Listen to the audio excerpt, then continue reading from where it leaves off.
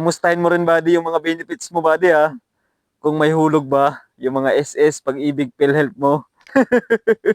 Baka kasi duty ka lang ng duty. Tapos yung agency mo, kaltas ng kaltas sa'yo kada sahod sa mga benefits mo, sa mga SS, Pag-ibig, PhilHealth mo, pero hindi naman hinuhulog. May ganyang agency buddy, marami. Kaya huwag ka magpadaya buddy ha sa mga agency mo. Ha? Kung ano man yung agency mo, lagi mo pa rin i-check yung mga SS, Pag-ibig, PhilHealth mo. Kung may hulog ba o hinuhulugan nila.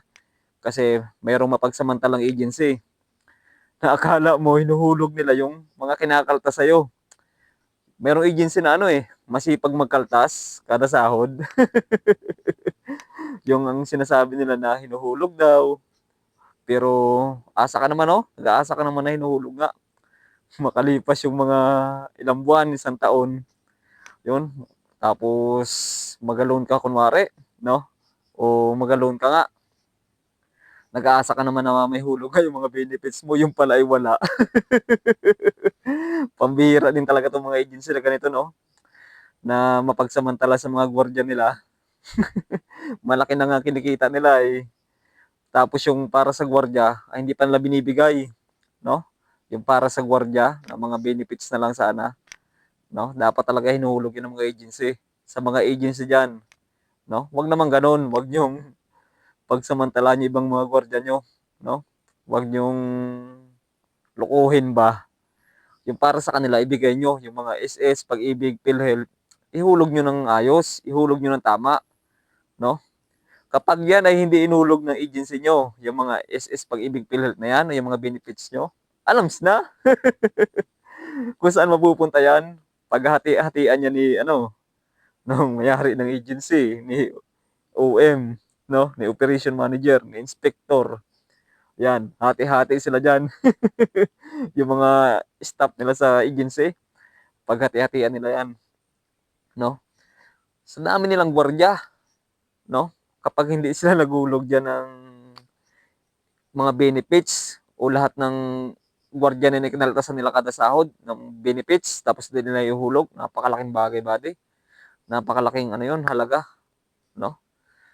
Bawat isang gwardiya na lang, sabihin natin 5 gwardiya, kaltasan nila kada buwan ng mga benefits tapos hindi nila ihulog, no? Napakalaki yan, napakalaking bagay yan buddy.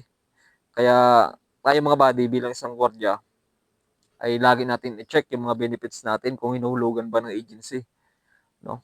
Kapag hindi mo kasi yan laging i-check, no? Ay yun nga, mag-aasa ka na may mga hulog yung mga benefits mo. Pagdating ng oras, yung inaasahan mo na may hulog, wala pala, no? Napakahirap na yun. Napakasakit ba? Napakasakit isipin, kailangan ka nun may gamot, pampatanggal ng sakit ng ulo. Kaya sa mga agency dyan no, ihulog nyo ng ayos yung mga mga benefits ng mga gwardiya. Ibigay nyo yung para sa gwardiya, no? Malaki na nga kinikita nyo sa mga gwardiya eh. Hindi nyo pa ibibigay yung para sa kanila, no? Huwag kayong ganun, ha? Mga sir, mga ma'am, no? Grabe naman kayo. Kaya ako lagi ko chine-check yung yung mga benefits ko kung may hulog. Buti naman meron, no? Dahil kung wala, ay hindi pwedeng hindi mahulugan 'yun. Kailangan ay mahulugan 'yun. No, sayang naman ang duty ko. Sipag ko pa naman mag-duty, buddy. Totoo yan, buddy. Masipag ako mag-duty. Hindi kaya akong nag-absent sa pag-duty, no? Sipin kumbaga naman, no? Sa duty ka na lang magpapahinga, mag-absent ka pa. Pag sa bahay ka kasi, maraming gagawin pa. O, pag nagpunta ka sa duty, wala ka na ibang gagawin kundi mag-duty. Magpahinga, kumain, no? Pag sa bahay kasi, daming gagawin, daming gawaing bahay. Ay pag sa duty, wala. Alams na. Ako natatawa ba din? Tatawa talaga ako kapag naiisip ko yung mga benefits na yan. Naawa din ako sa mga ka-5 natin, sa mga kabady natin. Naawa din siyempre ako. Siyempre, nagjo-duty ka tapos hindi ibibigay yung para sa iyo, yung mga benefits nga. Yan. Kaya mga buddy, mga payo ko sa inyo ay lagi niyong i-check yung mga benefits niyo kung may hulog, 'no? At sa mga agency diyan, ihulog niyo at ibigay niyo para sa gwardiya, ha? Mga sir, mga ma'am, okey?